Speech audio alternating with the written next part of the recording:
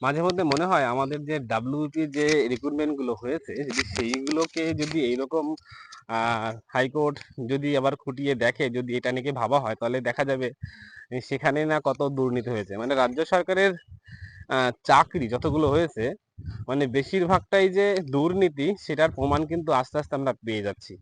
তো এমন একটা অবস্থায় আছে।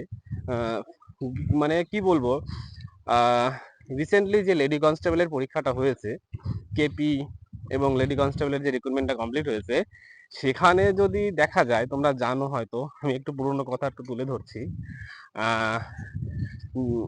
লেডি কনস্টেবলে কোনো একটা মেয়ে ছিল, সে হলো সিভিক ভলেন্টিয়ারে কাজ করে, ঠিক আছে। তাদের কিন্তু 8 ঘন্টা ডিউটি করতে হয়, এবং সেই মেয়েটা পরীক্ষা দিয়ে 85-এর মধ্যে 82 না 83 পেয়েছে। How is possible? এটা আমি ভাবি মাঝে মধ্যে, কারণ একটা মানুষ বা একটা লোক 8 ঘন্টা ডিউটি করার পরে 85-র মধ্যে 83-82 কি করে পায়? একটু ভেবে দেখো। তার মানে ওখানে যে দুর্নীতি হয়নি তার কোনো কিন্তু গ্যারান্টি নেই, মানে সেখানেও যে দুর্নীতি হয়েছে এটা কিন্তু বোঝা যাচ্ছে। তো আমার মনে হয় এটা নিয়েও আমাদের রাজ্য সরকারের যে পুলিশ, এই পুলিশ রিক্রুটমেন্টটাকেও যদি এইভাবে খুঁটিয়ে দেখা হয়, তাহলে দেখা যাবে কিন্তু বিশাল বড় কিন্তু দুর্নীতি এখানেও কিন্তু লুকিয়ে আছে, ঠিক আছে।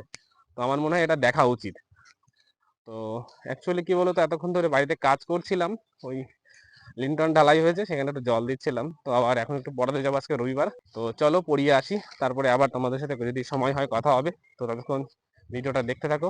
সবাই ভালো থাকবে, সুস্থ থাকবে, আর মন দিয়ে পড়াশোনা করো, সাবধানে থাকবে।